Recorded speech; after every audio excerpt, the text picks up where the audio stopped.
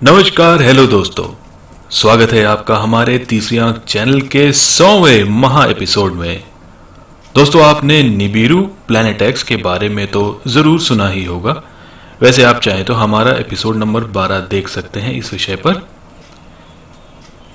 वैसे तो निबिरू के बारे में आपको इंटरनेट पर बहुत सारी कहानियां और बातें देखने और सुनने को मिलती हैं, मगर इन जनरल कॉन्स्पिरेसी थियरीज के मुताबिक प्लैनेट एक्स या निबिरू एक ऐसा रहस्य से भरा प्लैनेट है जो अदृश्य होने की शक्ति रखता है। यह प्लैनेट एक्स वक्त वक्त पर अपनी उपस्थिति का सबूत देता है और फिर कहीं गायब हो जाता है। ये एक ऐसा क्यों करता है ये हमें नहीं पता, मगर ऐसा माना जाता है कि हकीकत में यही वो रहस्यों से भरा मायावी प्लैनेट है जिसके हाथों में पृथ्वी का रिमोट कंट्रोल सिस्टम मौजूद है। यानी सूर्य नहीं बल्कि निबिरू प्लैनेट की वजह से ही पृथ्वी पर अलग अलग मौसम से संबंधित गतिविधियां होती हैं।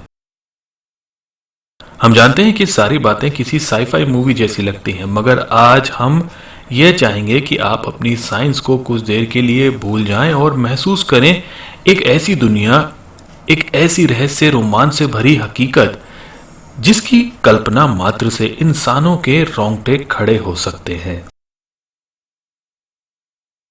आगे बढ़ने से पहले हम आपको यह जरूर बताना चाहते हैं कि निबिरू ग्रह को लेकर बहुत सारी थ्योरी मौजूद है, मगर इस एपिसोड में जो भी कुछ हम आपको दिखाएंगे, आपसे शेयर करेंगे, उस थ्योरी में हमारी खुद की रिसर्च और सोच भी शामिल है।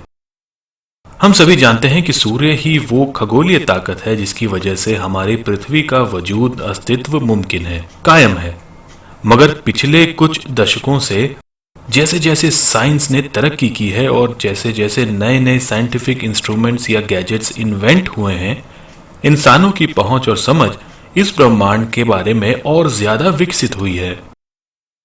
चाहे पानी के भीतर हो, जमीन के अंदर हो, आसमान की ऊंचाइयों में हो या अंतरिक्ष की गहराइयों में हो, आज मनुष्य इतना सक्षम हो चला है कि वह ये सारी घटनाएं अपने यंत्र में रिकॉर्ड कर पाता है और उसका अध्ययन करके वह अपनी क्षमता को बढ़ाने में जुटा रहता है।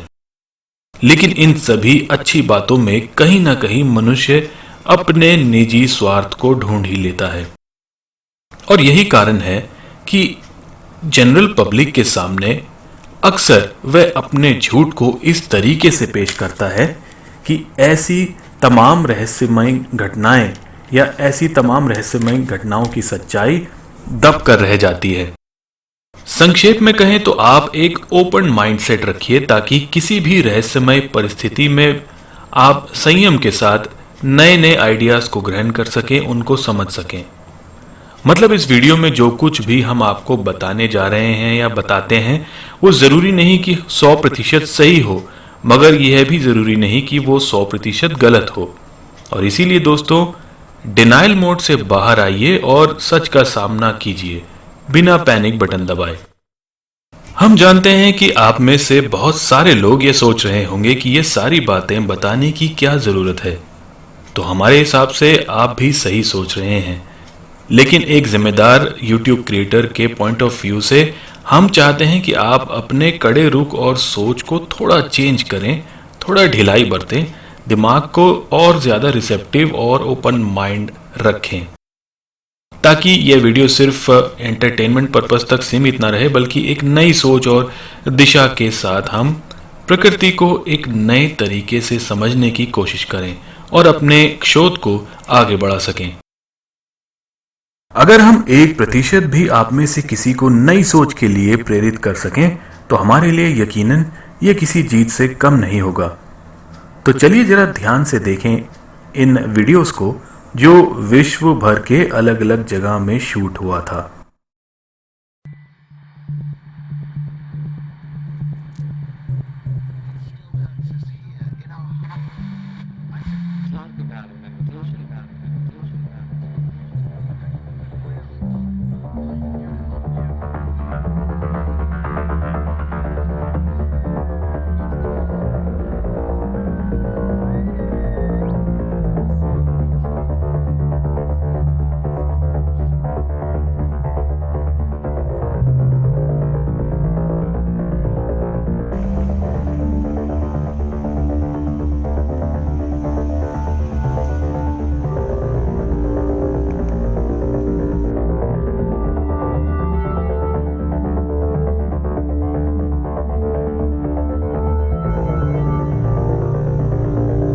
दुनिया भर के लोग हमेशा की तरह इन वीडियोस को भी लेकर दो हिस्सों में बंट गए हैं। विपक्ष वाले लोग इन वीडियोस में दिख रहे राउंड शेप्ड ऑब्जेक्ट को केवल सूर्य का रिफ्लेक्शन मान रहे हैं, मगर यहाँ वह कैमरे लेंस की रिफ्लेक्शन की बात नहीं कर रहे, बल्कि उनके अनुसार यह कुछ खास परिस्थिति में या खास परिस्थिति से उत्पन्न हुआ सूर्य का प्रतिबिंब है जो बादलों पर बन जाता है, जिसे सनडॉग फिनोमिना भी कहा जाता है, जब आसमान में एक से ज्यादा सूरज दिखाई देने लगते हैं। सनडॉग फिनोमिना पर उसके बारे में हमने एक एपिसोड में आपको कुछ जानकारी जरूर दी थी। एपिसोड नंबर था 33, तो आप वो भी देख सकते हैं। इसके लिए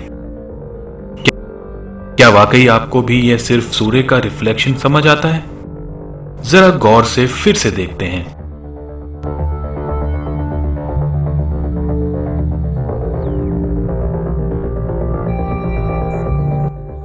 अब आप में से कई लोग यह सोच रहे होंगे कि अगर ऐसा है तो हमें भारत में से तो कभी कुछ नहीं दिखाई दिया। तो इस पर हमारा सवाल आपसे यह है कि आपने अपनी अब तक की लाइफ में सीरियसली कितनी बार सूर्य को कैमरे में रिकॉर्ड किया है? 1 बार, 2 बार, 4 बार? दोस्तों, भारत वो देश है जहां लोगों के पास टाइम ही नहीं है इन सब चीजों के लिए। और इस सच को अगर आप स्वीकार करते हैं तो फिर आपका यह प्रश्न कि यह भारत से क्यों नहीं दिखाई देता है अर्थहीन है। यहां हम आपको वार्निंग दे दें कि सूर्य को नंगी आंखों या कैमरे की मदद से देखना आपके लिए, आपकी आंखों के लिए बेहद नुकसानदायक हो सकता है, क्योंकि सूर्य को देखने के लिए स्पेशल सोलर फिल्टर्स आते हैं और हमें बिना सोलर फिल्टर्स और एक्सपर्ट्स की राय के सूर्य को कभी डायरेक्ट या इनडायरेक्ट देखने की कोशिश नहीं करनी चाहिए।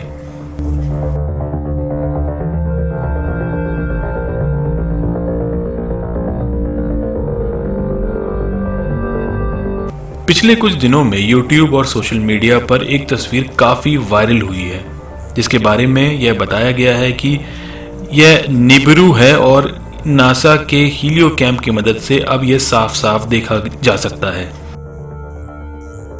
यह वाकई बहुत ही बढ़िया रोमांचक फोटो है, लेकिन इसमें भी एक बहुत दुख की बात है कि यहाँ यह तमाम विदेशी चैनल्स जो इसको दिखा रहे हैं, जो इसके बारे में इंफॉर्मेशन शेयर कर रहे हैं लोगों से, वो तथ्य दिखाते तो हैं और ये चाहते हैं कि आप सभी उन बातों पर यकीन करें, मगर साथ ही वह अपने निजी स्वार्थ के कारण ऐसी जितनी भी तस्वीरें वगैरह वो दिखाते हैं या प्रूफ वो लेके आते हैं, वो पूरी ईमानदारी के साथ आप लोगों के सामने पेश नहीं करते हैं। अब इसी फोटो को ले लीजिए। इसके क्रिएटर ने बड़ी ही चालाकी से इस घटना के सोर्स यानी टाइम और डेट को छुपाते हुए ये तस्वीर आपके समक्ष पेश की है, ताकि कोई दूसरा क्रिएटर या रिसर्चर बस ढूंढता ही रह जाए कि आखिर यह फोटो कब की है। तो इसलिए हमने खुद अपनी रिसर्च करी इस फोटो पर और फिर पता लगाया कि यह घटना कब हुई थी, और हमने पाया कि यह घटना वाकई एक सच्चाई है, क्योंकि हीलियो व्यूअर साइट पर हमें भी वह असली सोर्स मिल ही गया जिसके तहत कि कैमरे द्वारा यह जो तस्वीर है वो ली गई थी।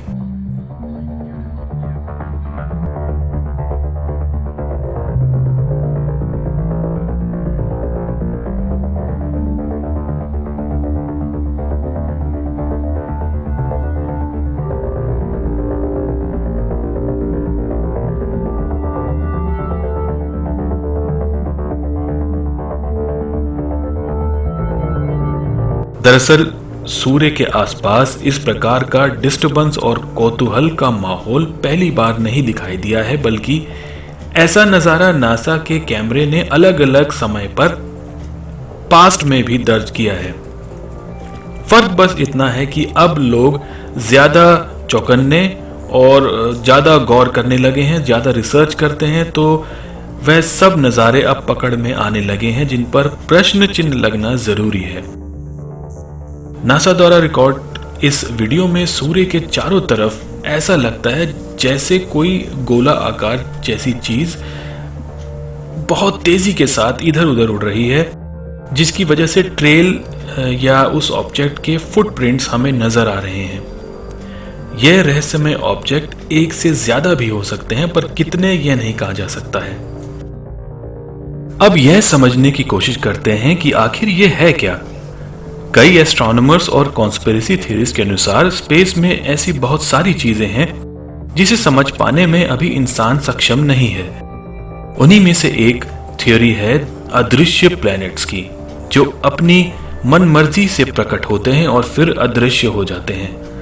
नासा भी ये सब बहुत समय से देखता आ रहा है, पर नासा की मुश्किल यह है कि उसको खुद इस विषय पर ज्ञान नहीं है, समझ नहीं है, तो फिर वह दुनिया से क्या बात करेगा, दुनिया को क्या बताएगा। इसीलिए उनकी पॉलिसी जस्ट इग्नोर इट की रही है। वहीं एक इंटरेस्टिंग थ्योरी यह भी है कि यह अदृश्य ग्रह इंसानों के जन्मदाता हैं और इंसान हकीकत में एक एक्सपेरिमेंट है जिसे यही ग्रह अंजाम दे रहे हैं।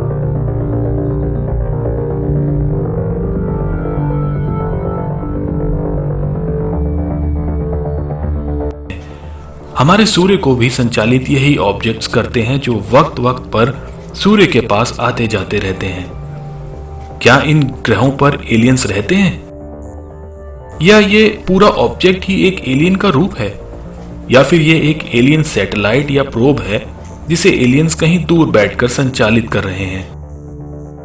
वाकई ये सारी थ्योरीज दिमाग घुमा देने वाली बातें हैं, जिसे केवल किसी साई-फाई मूवी में ही देखा जा सकता है, पर हकीकत में अब यह सब आपके सामने हो रहा है और आप इसको इग्नोर नहीं कर सकते।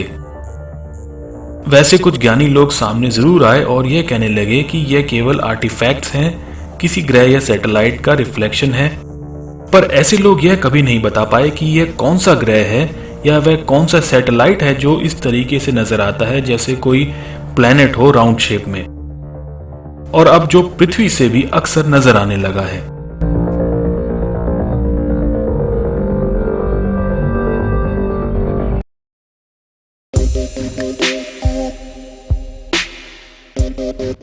प्रिय दोस्तों, तीसरी आंख चैनल को 100वें एपिसोड तक पहुंचाने के लिए आप सभी का बहुत बहुत धन्यवाद। हमारे इस सफर के दौरान आप में से कई लोगों ने अपनी भागीदारी बखूबी निभाई। आपने कमेंट से और सोशल मीडिया पर हमारे वीडियोस शेयर करके हमारा हौसला बढ़ाए रखा, मोराल हाई रखा, जिसके लिए एक बार फिर से आप सभी को तहे दिल से शुक्रिया।